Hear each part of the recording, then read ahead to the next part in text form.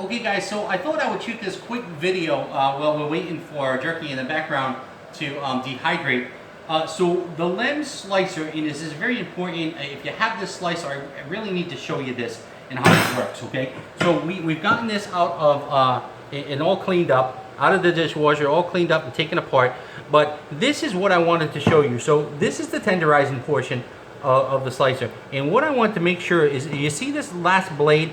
This needs to go on the outside of that tenderizing blade. That's extremely important. If you put this blade, and it will fit, on the inside like this, you will never ever be able to pull your jerky right apart. It'll take a lot of work and it'll give you a ton of grief, okay? So listen, I know not everybody has this slicer, but if you have a hand slicer that is from Weston or Lems, they have very similar blades, and you want to make sure you put them in right, okay? Because this can happen. You will not be able to tear your jerky apart. So this, on the Lems, it goes on outside.